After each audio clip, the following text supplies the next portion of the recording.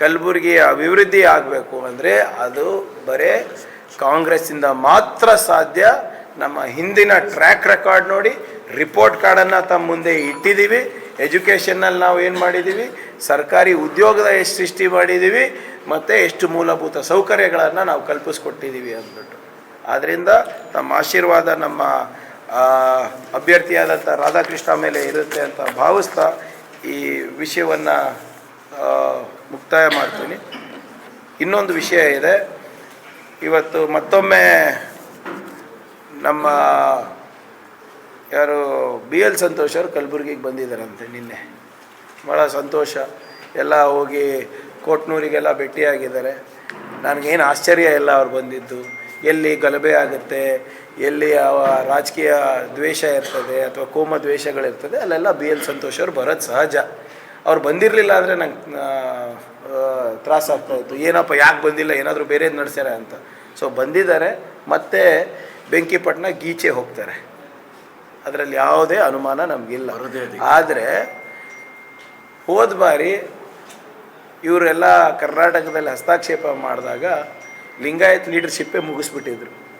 ಯಡಿಯೂರಪ್ಪ ಅವ್ರನ್ನ ಇವತ್ತು ಕಣ್ಣಲ್ಲಿ ನೀರು ಬರೋಂಗೆ ಮಾಡಿಸಿ ಸ್ಟೇಜಿಂದ ಇಳಿಸಿದ್ದು BL ಸಂತೋಷ್ ಅಂತ ಅವರೇ ಹೇಳ್ಕೊತಾರೆ. ಸೊ ಅದರಿಂದ ಮತ್ತೊಮ್ಮೆ ಇವತ್ತು ಗುಲ್ಬರ್ಗಕ್ಕೆ ಬಂದಿದ್ದಾರೆ, ಸ್ವಾಗತ. ಇವತ್ತು ಯಾರು ಲೀಡರ್ಶಿಪ್ ಮುಗಿಸ್ತಾರೋ ಗೊತ್ತಿಲ್ಲ. ನಮ್ಮ ರಾಜ್ಯದಲ್ಲಿ ಆಗಲೇ BJP ವರ್ಸಸ್ BJP ನಡೆದಿದೆ, BSV ವರ್ಸಸ್ BLS ಕೂಡ ನಡೆದಿದೆ. ಮತ್ತು ಈ ಹ್ಯಾಶ್ಟ್ಯಾಗ್ಗಳು ಸ್ಟಾರ್ಟ್ ಆಗುತ್ತೆ ಎಲ್ಲ ಕಡೆ ಅವರವ್ರ ವಲಯದಲ್ಲಿ. ಅವರೇನು ಬಂದು ಮಾಡಿದ್ರು ಕೂಡ ಈ ಸರಿ ದಯವಿಟ್ಟು ಯಾವಾಗಲೂ ಈ RSS ಅವರು ಎಲ್ಲರೂ ಸ್ವಲ್ಪ ಮುಂದೆ ಬಂದು ಮಾಡೋಲ್ಲ, ಹಿಂದಿಂದನೇ ಮಾಡೋದವರು. ನಿನ್ನೆ ಬಂದು ಇಲ್ಲಿ ತಾಲಿಬಾನ್ ಆಳ್ವಡಿಕೆ ಏನೋ ಆಡಳಿತ ಇದೆ, ಏನು ಇಲ್ಲಿ ಬಾಂಬ್ ಗ್ಯಾರಂಟಿ ಏನೇ ಅವ್ರು ಇದು ಅಂತೆ. BL ಸಂತೋಷ್ ಅವರಿಗೆ ಬಹುಶಃ ಅವರ ಸರ್ಕಾರದ ಅವಧಿನಲ್ಲಿ ನಿಮಗೆ ನೆನಪಿದೆಯೋ ಇಲ್ಲೋ, ಹಿಂದೂ ಕಾರ್ಯಕರ್ತರಿಗೆ ರಕ್ಷಣೆ ಇಲ್ಲ ಅಂದ್ಬಿಟ್ಟು ಪಾಪ ಅರ್ಗ ಜ್ಞಾನೇಂದ್ರಗೆ, ನಳಿನ್ ಕುಮಾರ್ ಕಟೀಲಿಗೆ, ನಿಮ್ಮ ಇನ್ನೊಬ್ಬರು ಮಂತ್ರಿ ಇದ್ರಲ್ಲ ಸರ್ ನಿಮ್ಮ ಭಾಗದಲ್ಲಿ, ಫಿಶರೀಸ್ ಮಿನಿಸ್ಟರ್ ಇದ್ರಲ್ಲ ಅಂಗಾರ ಅವರಿಗೆ, ಸುನೀಲ್ ಕುಮಾರ್ ಅವರಿಗೆ ಗಾಡಿ ಹತ್ತಕ್ಕೆ ಬಿಟ್ಟಿಲ್ಲ. ಆಮೇಲೆ ನಿಮ್ಮ ABVP ಅವರೇ ಹೋಗಿ ಹೋಮ್ ಮಿನಿಸ್ಟರ್ ಕಚೇರಿಯನ್ನು ದಾಳಿ ಮಾಡಿಬಿಟ್ಟು ನಮಗೆ ರಕ್ಷಣೆ ಇಲ್ಲ ಅಂತ ಹಾಕಿದರು. ಈ ಕುಕ್ಕರ್ ಬ್ಲಾಸ್ಟು, ಈ ನಿಮ್ಮ ಕೆಫೆ ರಾಮೇಶ್ವರಂ ಬ್ಲಾಸ್ಟು ಎಲ್ಲ ತರಬೇತಿ ಪಡೆದಿದ್ದು ನಿಮ್ಮಂಗಳದಲ್ಲೇ, ತೀರ್ಥಹಳ್ಳಿ. ನೀವು ಅದೇ ಭಾಗದವರಲ್ಲ. ನಿಮ್ಮ NIA ಏನು ಮಾಡ್ತಾಯಿತ್ತು, ನಿಮ್ಮ ಸೆಂಟ್ರಲ್ ಇಂಟೆಲಿಜೆನ್ಸ್ ಏನು ಮಾಡ್ತಾಯಿತ್ತು, IS ಅವ್ರು ಬಂದು ನಿಮ್ಮ ಅಂಗಳದಲ್ಲೇ ಸ್ಲೀಪರ್ ಸೆಲ್ ಮಾಡ್ತಾಯಿದ್ದಾರೆ, ಟ್ರೈನಿಂಗ್ ಸೆಂಟರ್ ಮಾಡಿದ್ದಾರೆ. ಏನು ಮಾಡ್ತಾಯಿದ್ರಿ? ಅವಾಗಿನ ಹೋಮ್ ಮಿನಿಸ್ಟರ್ ಯಾರು? ತೀರ್ಥಹಳ್ಳಿದವ್ರೆ. ಮತ್ತು ಈಗ ನಮಗೆಲ್ಲ ಬಂದು ಇವಾಗ ಪಾಠ ಹೇಳ್ತಾರೆ. ಸೊ RSS ಅವರು ಮಾಡೋಂಗಿದ್ರೆ ಕರೆಕ್ಟಾಗಿ ರಾಜಕೀಯ ಮಾಡಲಿ, ಬರಲಿ, ಟಿಕೆಟ್ ತೊಗೊಂಡು ನಿಂತ್ಕೊಳ್ಳಿ, ಬೇಡ ಅಂತ ಇಲ್ಲ. ಸುಮ್ಮನೆ ಹಿಂದೆ ಹೋಗಿ ನೀವು ಕಡ್ಡೆ ಬಿಗಿ ಈಚೋದು ನಿಲ್ಲಿಸ್ಬೇಕು. ಓಕೆ, ಅದು ಒಂದು. ಕೊನೆಯದಾಗಿ ಆಂಧ್ರ ಪ್ರದೇಶಿಗೆ ಏನು ಆವಾಗ 371D ಕೊಟ್ಟಿದ್ವಿ, ಆರ್ಟಿಕಲ್ 371D ಅಮೆಂಡ್ಮೆಂಟ್ ಮಾಡಿಕೊಟ್ಟಿದ್ವಿ. ಅದೇ ವಾತಾವರಣ ಇಲ್ಲಿ ಕರ್ನಾಟಕದಲ್ಲಿಲ್ಲ. ಭಾಳ ಸ್ಪೆಸಿಫಿಕ್ಕಾಗಿ ಹೇಳ್ತಾರೆ. The central government the central government ಅಂದರೆ ಯಾರ ಸರ್ಕಾರ ಆಯಿತು? BJP ಸರ್ಕಾರ. The central government do not find the proposal of the government of Karnataka feasible. Do not find the proposal of government of Karnataka feasible. ಎಲ್ಲಾನ ಒಂದು ಲೆಟರ್ನಲ್ಲಿ ತೋರಿಸ್ಬಿಡಿ. Where the former prime minister, deputy prime minister, former home minister of India has sought for an extensive report. ವಿಸ್ತೃತ ರಿಪೋರ್ಟನ್ನು ನೀವು ಕೊಡಿ, ನಾವು ತಿರಸ್ಕಾರ ಮಾಡ್ತಾ ಇಲ್ಲ. ನಾಟ್ ಫೀಸಿಬಲ್ ಅಂದರೆ ಏನು ರೀ ಉಮೇಶ್ ಜಾಧವ್ ಅವರೇ? ನಾಟ್ ಫೀಸಿಬಲ್ ಅಂದರೆ ಏನು? ನೀವು ಅರ್ಹರಿಲ್ಲ, ನಿಮ್ಗೆ ಸಿಗೋದಿಲ್ಲ, ಈ ಪ್ರಪೋಸಲನ್ನು ಡ್ರಾಪ್ ಮಾಡಿದ್ದೀವಿ ಅಂತ ಅರ್ಥ ಅಲ್ವಾ? ಇಲ್ಲಿ ತೋರಿಸ್ಬಿಡಿ ಒಂದು ಪದ ಯಾವುದಾದ್ರೂ. It is we will consider it, please put up the file for further consideration, please provide extensive data, please provide more enhanced information ಅಂತೆಲ್ಲನ ಇದೆಯಾ ಇಲ್ಲಿ?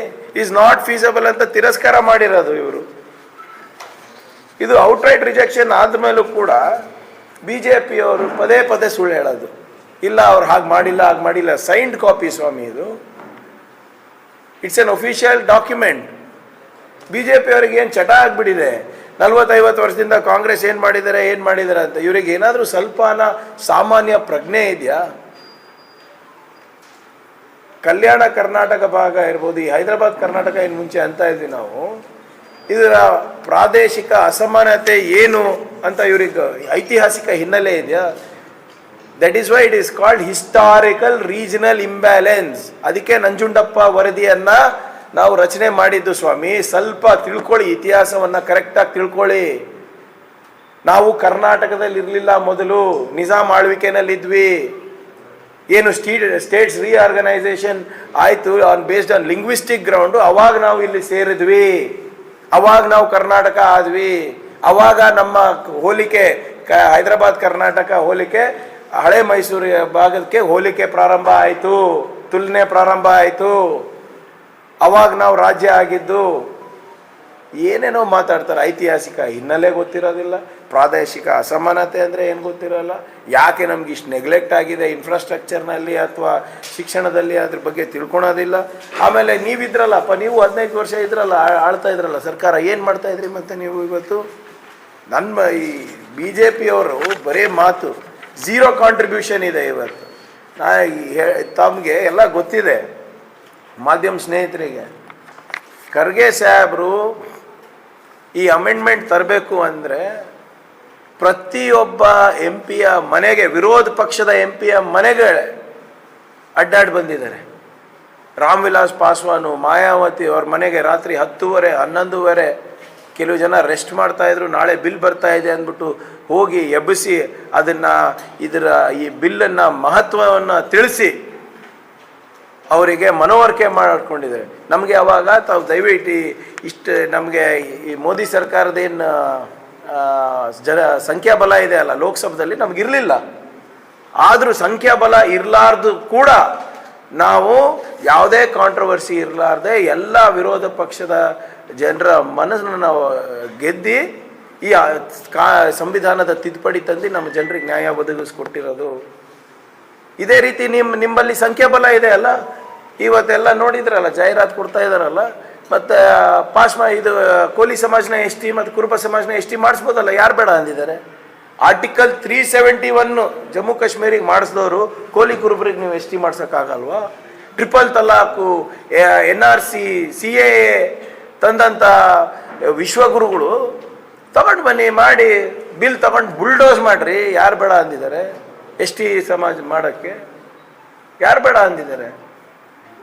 ಆದರೆ ಇದು 371 ತರಬೇಕಾದ್ರೆ ನಮಗೆ ಸಂಪೂರ್ಣವಾದಂಥ ಸಂಖ್ಯಾಬಲ ಇರಲಿಲ್ಲ ಅಂದ್ರೂ ನಾವು ಇವತ್ತು ಜಾರಿಗೆ ತಂದಿದ್ದು ಶ್ರೇಯ ಕಾಂಗ್ರೆಸ್ ಪಾರ್ಟಿಗೆ ಹೋಗುತ್ತೆ, ಬೇರೆ ಯಾರೂ ಮಾಡಿಲ್ಲ. ಅದಕ್ಕೆ ನೀವು ಎಲ್ಲ ಹೋರಾಟ ಏನೇನು ಮಾಡಿದ್ರೆ ಅಗ್ರೀಡ್, ಬಟ್ ಅಲ್ಟಿಮೇಟ್ಲಿ ಪಾರ್ಲಿಮೆಂಟ್ನಲ್ಲಿ ಪಾಸ್ ಆಗಿ ಅದು ಇಲ್ಲಿ ಜಾರಿಗೆ ಬರಬೇಕು ಅಂದರೆ nobody can deny Congress's role in that. ಅವಾಗ BJP ಯಾರಾನ ಇದ್ರೇನ್ರಿ ಅಲ್ಲಿ ಮಾತನಾಡೋರು? ಆಮೇಲೆ ಇದರಿಂದ ಎಷ್ಟು ಲಾಭ ಆಗಿದೆ ದಯವಿಟ್ಟು ಮಾಧ್ಯಮದ ಸ್ನೇಹಿತರು ಗಮನಿಸಬೇಕು. ಇದು 10ನೇ ವರ್ಷ. ಕಳೆದ 10 ವರ್ಷದಲ್ಲಿ ಆರ್ಟಿಕಲ್ 371J ಇಂದ ನಮಗೆ ಇನ್ಫ್ರಾಸ್ಟ್ರಕ್ಚರ್ ಎಷ್ಟು ಸಿಕ್ಕಿದೆ ಅಂದರೆ 29,257, 29,257 ಇನ್ಫ್ರಾಸ್ಟ್ರಕ್ಚರ್ ವರ್ಕ್ಸನ್ನು ತಗೊಂಡಿದ್ದೀವಿ ಥ್ರೂ KKRDB. ಇದು ನಾನು ಬರೀ KKRDB ಇದು ಹೇಳ್ತಾ ಇರೋದು, ಸರ್ಕಾರದ ಬೇರೆ ಲೆಕ್ಕ. ಓನ್ಲಿ ನಾವು 371J ಆದಮೇಲೆ ಮಂಡಳಿಯಿಂದ ಏನೇನು ತೊಗೊಂಡಿದ್ದೀವಿ ಅಂತ ಅಷ್ಟೇ ನಾನು ಅಂಕಿಅಂಶಗಳನ್ನು ಕೊಡ್ತಾ ಇರೋದು. 29,257 ಇನ್ಫ್ರಾಸ್ಟ್ರಕ್ಚರ್ ವರ್ಕ್ಸ್ ತೊಗೊಂಡಿದ್ದೀವಿ. ಅದರಲ್ಲಿ ಎಜುಕೇಷನ್ನಲ್ಲಿ 10,896 ಅಂದರೆ ಇದರಲ್ಲಿ ಏನು ಹೊಸ ಬಿಲ್ಡಿಂಗ್ ಇರ್ಬೋದು, ನಿಮ್ಮ ಕಾಂಪೌಂಡ್ಗಳಿರ್ಬೋದು, ಲ್ಯಾಬ್ ರೂಮು, ಲೈಬ್ರರಿ ರೂಮು, ಮಹಿಳೆಯರ ಶೌಚಾಲಯ, RO ಪ್ಲಾಂಟ್ ಇರ್ಬೋದು, ಇವೆಲ್ಲನೂ ಕೂಡ ಯಾವುದು ಶಾಲೆಗಳಿಗೆ ಅಥವಾ ಎಜುಕೇಷನ್ ಇನ್ಸ್ಟಿಟ್ಯೂಷನ್ಸಿಗೆ ಬೇಕಾಗಿರೋದನ್ನು ನಾವು ತೊಗೊಂಡಿದ್ದೀವಿ. ಹೆಲ್ತ್ ಸೆಕ್ಟರ್ನಲ್ಲಿ ಆರೋಗ್ಯ ಕ್ಷೇತ್ರದಲ್ಲಿ ನಾವು 1,496 ಕೆಲಸಗಳನ್ನು ನಾವು ತೊಗೊಂಡಿದ್ದೀವಿ. ಅಂದರೆ ANM ಕ್ವಾರ್ಟರ್ಸ್ ಇರ್ಬೋದು, staff quarters, ambulance, ICU unit, tools, ನಿಮ್ಮ ಡಾಕ್ಟರ್ಸ್ ಕ್ವಾರ್ಟರ್ಸು, ನಿಮ್ಮ ಜಯದೇವ ಅಂತ ಹಾಸ್ಪಿಟಲ್ಗಳು ಇರ್ಬೋದು, CHಗಳು, PHಗಳು ಎಲ್ಲನೂ ಮಾಡಿದ್ದೀವಿ. ಎಷ್ಟು? 1,496. ಮೂಲಭೂತ ಸೌಕರ್ಯ ರೋಡ್ಸ್ ಆ್ಯಂಡ್ ಬ್ರಿಡ್ಜಸ್ ಅಂದರೆ ರಸ್ತೆಗಳು ಮತ್ತು ಸೇತುವೆಗಳು 12,207 ತೊಗೊಂಡಿದ್ದೀವಿ. 12,207 ಬ್ರಿಡ್ಜಸ್ ಇರ್ಬೋದು, ಕನೆಕ್ಟಿವಿಟಿ ಟು SH ಇರ್ಬೋದು, CC ರೋಡು, ನಿಮ್ಮ ಕನೆಕ್ಟಿವ್ ರೋಡ್ಸು, MDRಗಳು, VR ಎಲ್ಲನೂ ಇದರಲ್ಲಿ ತೊಗೊಂಡಿದ್ದೀವಿ. ಕುಡಿಯೋ ನೀರಿಗೆ ವಾಟರ್ ಸಪ್ಲೈಗೆ ನಾವು 1,688 ಕೆಲಸಗಳನ್ನು ತೊಗೊಂಡಿವಿ. 1688. ಇದರಲ್ಲಿ ನಿಮ್ಗೆ ಗೊತ್ತಿರೋ ಹಾಗೆ ಪೈಪ್ಲೈನು, ಬೋರ್ವೆಲ್ಲು, OHT ಅವೆಲ್ಲನೂ ಮಾಡಿದ್ದೀವಿ. ಸ್ಯಾನಿಟೇಷನ್ ಪ್ರೋಗ್ರಾಮ್ಸಿಗೆ ಟೋಟಲಿ ನಾವು ಕಮ್ಯುನಿಟಿ ಟಾಯ್ಲೆಟ್ಸ್ ಇರ್ಬೋದು ಅರೌಂಡ್ 6,795 ಸೀಟ್ ಸಿಕ್ಕಿದೆ ನಮಗೆ ಲಾಸ್ಟ್ 10 ಇಯರ್ಸಲ್ಲಿ. 6,795. ಈ ವರ್ಷವೇ ನಮಗೆ 999 ಸೀಟ್ಸ್ ಎಲ್ಲ ಸಿಕ್ಕಿದೆ. ಡೆಂಟಲ್ನಲ್ಲಿ 1,388 ಸೀಟ್ ಸಿಕ್ಕಿದೆ. ಇಂಜಿನಿಯರ್ನಲ್ಲಿ 2,22,129. ಅಗ್ರಿಕಲ್ಚರ್ ಆ್ಯಂಡ್ ಅಲೈಡ್ ಸಬ್ಜೆಕ್ಟ್ಸ್ನಲ್ಲಿ 3,808. ಅಂದರೆ ಅಲೈಡ್ ಅಂದರೆ ನಿಮ್ಮ ಸೆರಿಕಲ್ಚರು, ಹಾರ್ಟಿಕಲ್ಚರು ಎಲ್ಲ. ISMH ಅಂದರೆ Indian system of medicine and homeopathy, Ayurveda and other things 3,448 seat ಸಿಕ್ಕಿದೆ. ಫಾರ್ಮಸಿನಲ್ಲಿ 1,593 ಸೀಟ್ ಸಿಕ್ಕಿದೆ. ನೋಡಿ, ಇದು ಇಂಥ ಕ್ರಾಂತಿಕಾರಿಯಾದಂಥ ಕೆಲಸ ಬೇರೆ ಯಾವ ಪಕ್ಷದ ಕಡೆಯಿಂದನೂ ಆಗಿದೆಯಾ? ಇನ್ಫ್ರಾಸ್ಟ್ರಕ್ಚರ್ ಕೊಟ್ಟಿದ್ದೀವಿ, ಎಜುಕೇಷನ್ ಕೊಟ್ಟಿದ್ದೀವಿ, ಎಂಪ್ಲಾಯ್ಮೆಂಟ್ನಲ್ಲಿ ಸರ್ಕಾರಿ ನೌಕರಿನಲ್ಲಿ direct recruitment state and local ಕೇಡರ್ನಲ್ಲಿ ನಮಗೆ ಟೋಟಲ್ ಪೋಸ್ಟ್ ಐಡೆಂಟಿಫೈ ಆಗಿರೋದು 1,09,416. ಅದರಲ್ಲಿ ನಾವು ಭರ್ತಿ ಮಾಡಿರೋದು ನಮ್ಮ ಕಾಲಕ್ಕೆ 79,990, 79,990. ಇನ್ನು ಉಳಿದಿರೋದು 29,426. ಅದು ನಾವು ವಾಗ್ದಾನ ಮಾಡಿದ್ದೀವಿ, ನಮ್ಮ ಅವಧಿನಲ್ಲಿ ಇದೆಲ್ಲನೂ ನಾವು ಮುಗಿಸ್ತೀವಿ. ಸ್ಟೇಟ್ ಕೇಡರ್ನಲ್ಲಿ ಅಂದರೆ 8% ಏನು ಬರುತ್ತೆ, ಅದರಲ್ಲಿ ಟೋಟಲ್ ಪೋಸ್ಟ್ ಐಡೆಂಟಿಫೈ ಆಗಿರೋದು 9,207. ಅದರಲ್ಲಿ ಫಿಲಪ್ ಆಗಿರೋದು 5,910. ಬ್ಯಾಲೆನ್ಸ್ ಏನು ರೆಕ್ರೂಟ್ಮೆಂಟ್ ಇದೆ 3,297. ಅದು ನಾನೇ ಕ್ಯಾಬಿನೆಟ್ ಸಬ್ ಕಮಿಟಿ ಚೇರ್ಮನ್ ಇರೋದ್ರಿಂದ ಅದೆಲ್ಲನೂ ಕೂಡ ಭರ್ತಿ ಮಾಡುವಂಥ ಆಗಲೇ ಕ್ರಮಗಳನ್ನು ನಾವು ಎಲ್ಲ ಇಲಾಖೆಗಳು ಸೂಚನೆ ಕೊಟ್ಟಿದ್ದೀವಿ. ಅದು ನಾವು almost once in 20 days, once in 15 days ಅದನ್ನು ರಿವ್ಯೂ ಮಾಡ್ತಾ ಇದ್ದೀವಿ. ಆಮೇಲೆ ಬೈ ವರ್ಚ್ಯೂ ಆಫ್ ಪ್ರಮೋಷನ್, ಇದು ಡೈರೆಕ್ಟ್ ರೆಕ್ರೂಟ್ಮೆಂಟ್ ಈ ಅಂಕಿಅಂಶಗಳು. ಮತ್ತು ಪ್ರಮೋಷನ್ನಲ್ಲೂ ಕೂಡ ನಮ್ಗೆ ಅವಕಾಶ ಇದೆ.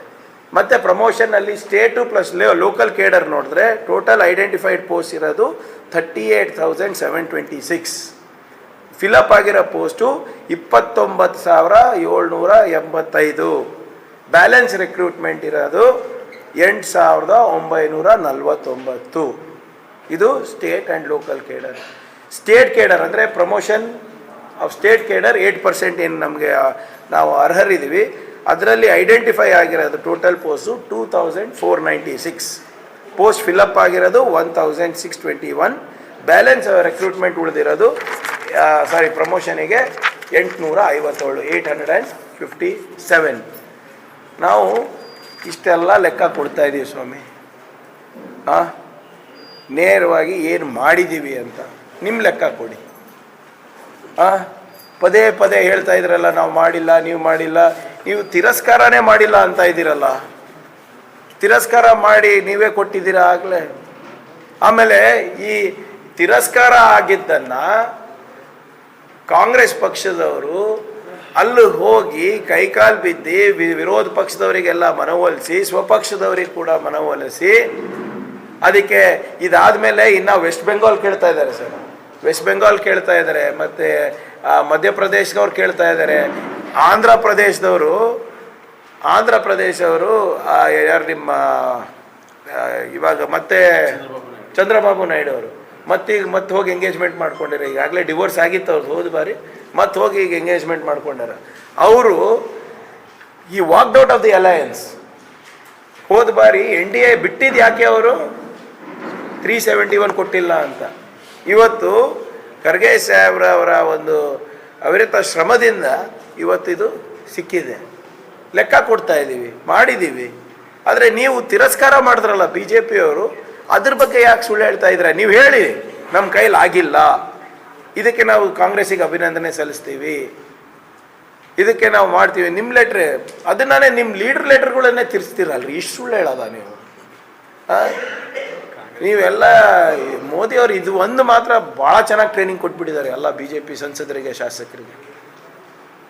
ಅದೇನು ವೈಟ್ ಲೈ ಅಂತ ನಾವು ಹೇಳ್ತೀವಲ್ಲ, ಅದು ಹೆಂಗಾರ ಹಸಿ ಸುಳ್ಳು ಆರಾಮಾಗಿ ಹೇಳ್ಬಿಡ್ತಾರೆ. ಅದೇನು ಕಣ್ಣು ಮಿಡಿಸಲ್ಲ, ಹಂಗೆ ಹೇಳ್ಬಿಡ್ತಾರೆ. ಆದ್ದರಿಂದ ಕೊನೆಯದಾಗಿ ದಯವಿಟ್ಟು ತಮ್ಮ ಮುಖಾಂತರ ನಮ್ಮ ಜನರಿಗೆ ನಾನು ತಿಳಿಸೋದೇನೆಂದರೆ, ಬಿ ಜೆ ಪಿಯವರ ಕೊಡುಗೆ ಏನು ಕಲ್ಯಾಣ ಕರ್ನಾಟಕ ಅಭಿವೃದ್ಧಿ ಮಂಡಳಿಗಿದೆ, ಅದು ಬರೇ ಭ್ರಷ್ಟಾಚಾರ.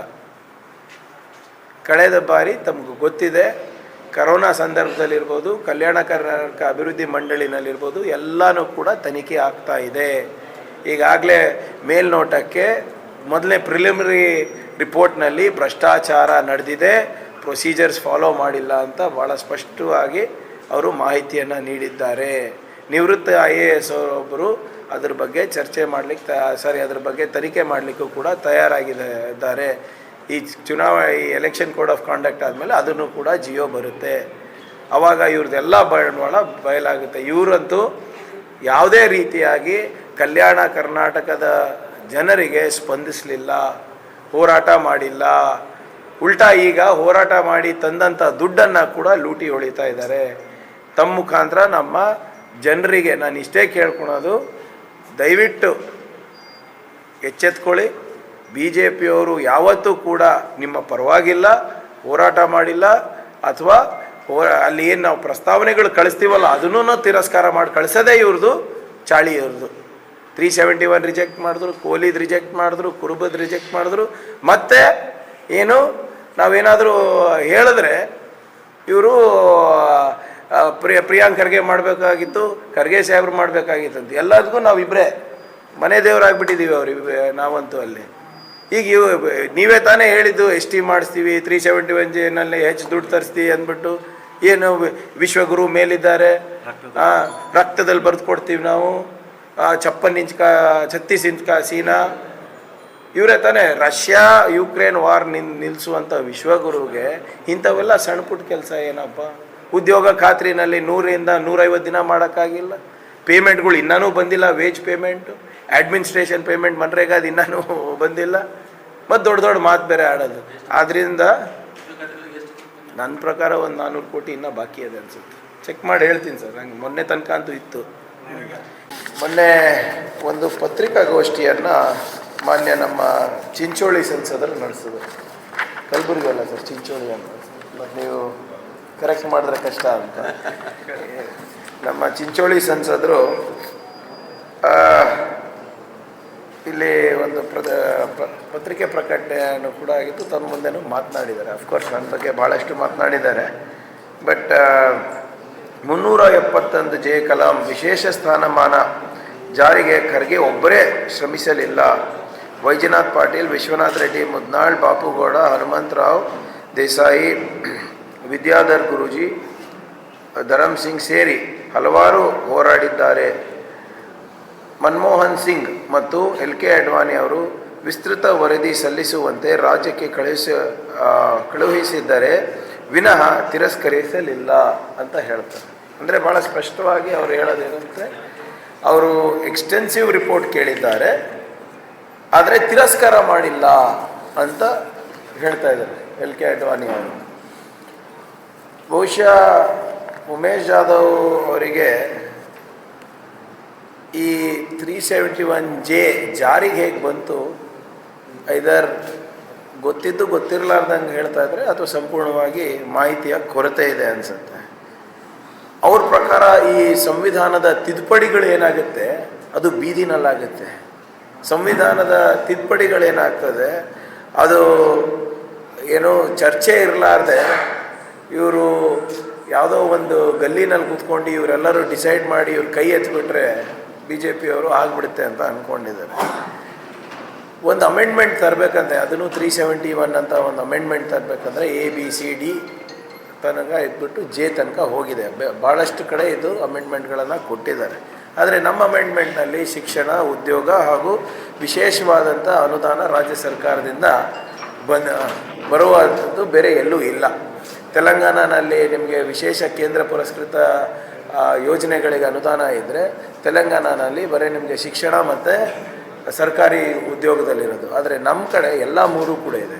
ವಿಶೇಷ ಅನುದಾನ ರಾಜ್ಯ ಸರ್ಕಾರದಿಂದ, ಕೇಂದ್ರ ಸರ್ಕಾರದಿಂದ ಅಲ್ಲ, ನಮಗೆ ಮೀಸಲಾತಿ ಗೌರ್ಮೆಂಟ್ ಜಾಬ್ಸ್ನಲ್ಲಿ ಮತ್ತು ಶಿಕ್ಷಣದಲ್ಲಿ ನಮಗೆ ಮೀಸಲಾತಿ ಇದೆ.